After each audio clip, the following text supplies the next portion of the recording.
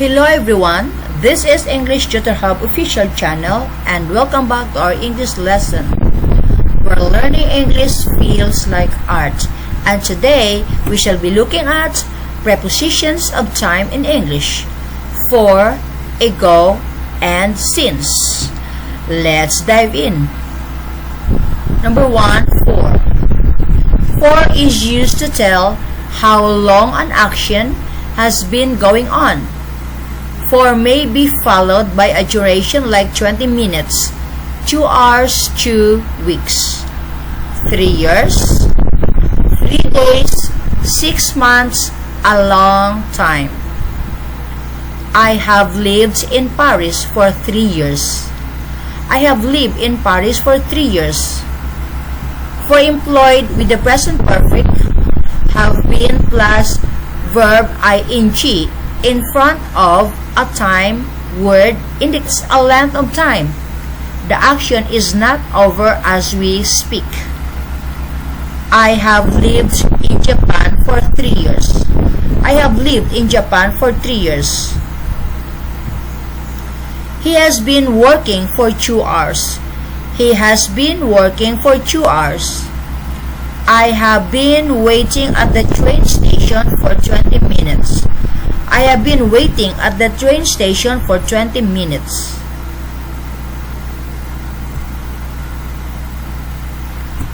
Employed with the preterite, for means that the action is finished. Employed with the preterite, for means that the action is finished. He worked in New York for 6 years. He worked in New York for 6 years. She worked in Italy for 1 year. She worked in Italy for 1 year. This book kept me busy for a few days. This book kept me busy for a few days.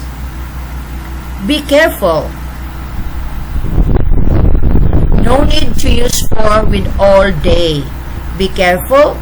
No need to use for with all day, all the time, or all night. All the time or all night. I was there for all day. So, no all here. I was there for day.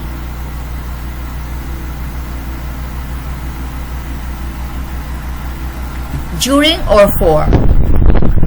During does not indicate a duration. During does not indicate a duration. During is used to locate something in a specific period and answers the question when. When. During is usually followed by a name: New Year's Eve, Christmas, the holidays, the night. He went to Tokyo during the holidays. He went to Tokyo during the holidays. He went to Tokyo for 3 weeks. He went to Tokyo for 3 weeks. You don't say he went to Tokyo during 3 weeks. You don't say he went to Tokyo during 3 weeks. During is not followed by duration, 10 minutes, 1 month, unless you put it just before the first or the last. During is not followed by duration, 10 minutes, 1 month, unless you put it just before the first or the last. During the first months of the year, I lost 10 kilos. During the first months of the year, I lost 10 kilos. I haven't been to school during the last week. I haven't been to school during the last week. Number 2, ago. We use the adverb ago to say how much time has passed as we speak since an event occurred.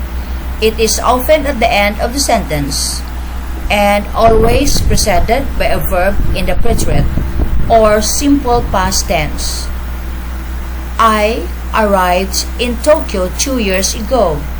I arrived in Tokyo 2 years ago. She went to China 6 years ago. She went to China 6 years ago. It happened a very long time ago. It happened a very long time ago. He started French classes not very long ago. He started French classes not very long ago. How long ago did she start cooking classes? How long ago did she start cooking classes? Ago or before. Before is used with the perfect past to count how long ago an event occurred from a specific point in the past. We had received their invitation for the wedding 3 days before. We had received their invitation for the wedding 3 days before. We received their invitation for the wedding 3 days ago. We received their invitation for the wedding 3 days ago. Do not confuse ago with there is / there are. Do not confuse ago with there is / there are. It happened 2 days ago, and not it happened there is 2 days. It happened 2 days ago, and not it happened there is 2 days. Number 3, since. Since is used to indicate when an event started with a starting point.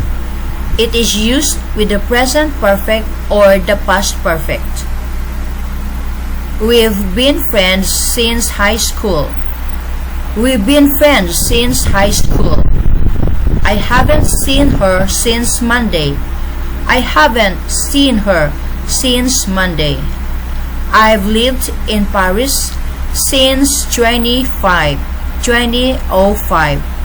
I've lived in Paris since 2005.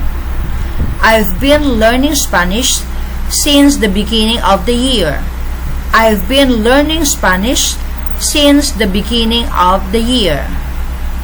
Since may be an adverb. We can also say since then, which has the same meaning as since. I broke up with Julia in May, and I haven't contacted her since then. I broke up with Julia in May, and I haven't contacted her since then. Ever reinforces the meaning of since in the sense of continuously. He's been depressed ever since he got divorced. He's been depressed ever since he got divorced. We've been friends ever since we met in Italy. We've been friends ever since we met in Italy. Since can also be a synonym of because. Since can also be a synonym of because. Since she's tired, she should stay at home.